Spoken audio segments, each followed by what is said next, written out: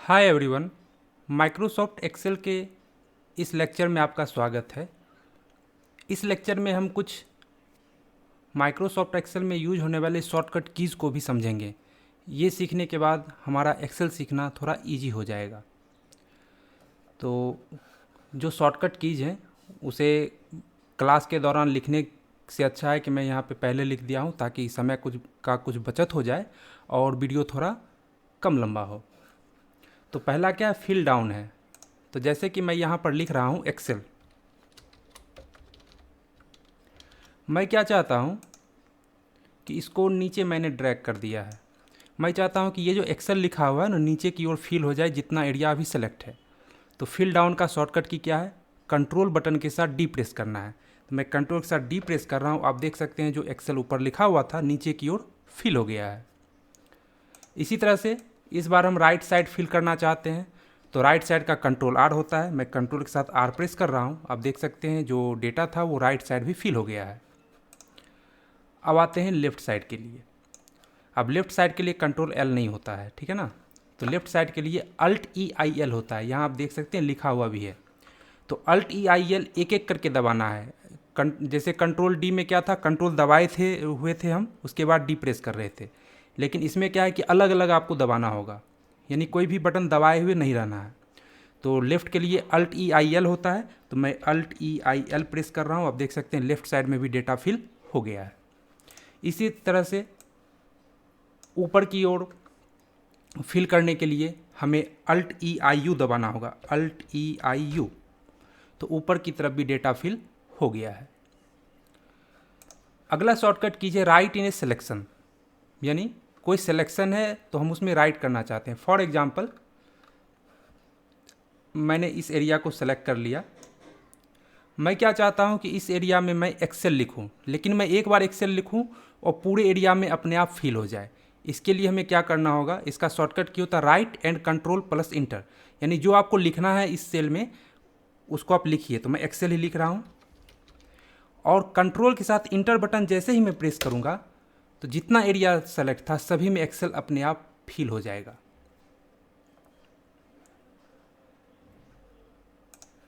इसके बाद है शॉर्टकट की हमारा अगला सेलेक्ट कॉलम और सेलेक्ट रो। मतलब जैसे कि इस कॉलम में मेरा कर्सर है जी में, और मैं कंट्रोल के साथ स्पेस प्रेस करूँगा तो आप देख सकते हैं ये कॉलम पूरा सेलेक्ट हो गया है। उसी तरह से मान लीजिए इस बार हम ये दो कॉलम में मेरा सिलेक्शन है, यानी ई में भी और एफ में भी। तो मैं कंट्रोल के साथ स्पेस प्रेस करूँगा तो इस बार दोनों कॉलम एक साथ सेलेक्ट हो जाएगा। उसी तरह से अगर किसी रॉ में हमारा कर्सर है तो हम शिफ्ट के साथ स्पेस दबाएंगे तो वो रॉ पूरा सेलेक्ट हो जाएगा। मान लीजिए मल्टीपल, मतलब कि इस बार 4 रॉ ऐसा है जिसमें मेरा कर्सर है, तो मैं शिफ्ट के साथ स्पेस दबाऊंगा तो इस बार चारों रॉ एक साथ सेलेक्ट हो जाएगा।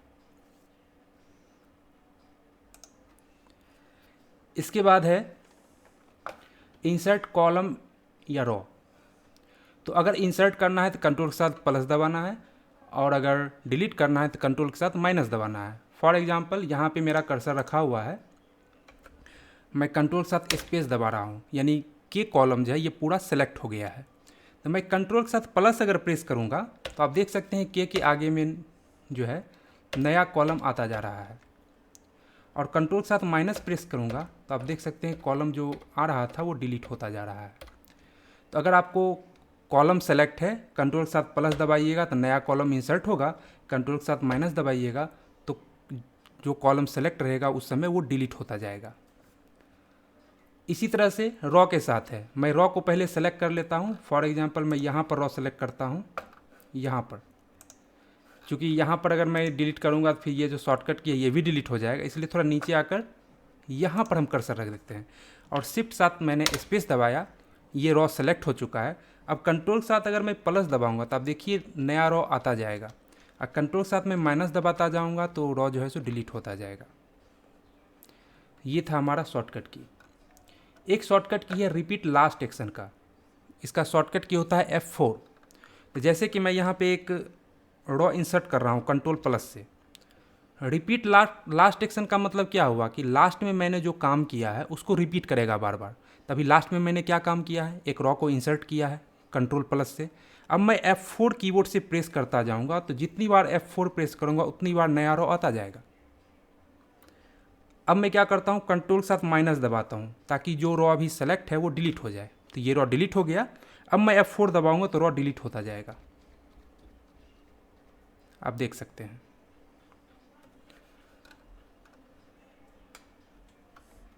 इसी तरह से एक शॉर्टकट की यहाँ लिखा हुआ तो नहीं है, लेकिन हम उसको इंसर्ट कर देते हैं। जैसे नया सीट लाना है तो उसका Alt-I-W होता है और सीट को डिलीट करने का Alt-E-L होता है। तो हम ऐसा करते हैं, इस डेटा को कंट्रोल X और यहाँ पर पेस्ट कर देते हैं। इसके बाद इस डेटा को भी कंट्रोल X और यहाँ पर पेस्ट कर देते हैं। यहाँ पर एक शॉर्टकट की हम लिखते हैं, इंसर्ट सीट का,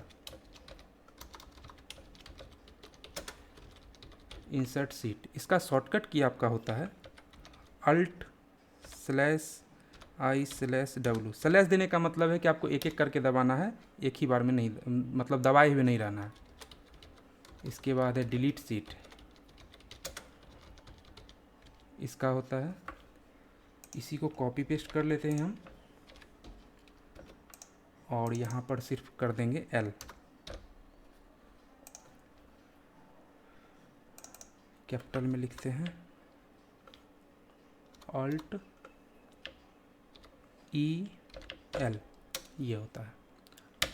Alt-I-W से नया सीट आएगा और Alt-E-L से सीट डिलीट होगा। फॉर एग्जांपल अभी दो सीट है, सीट 1 और सीट 2।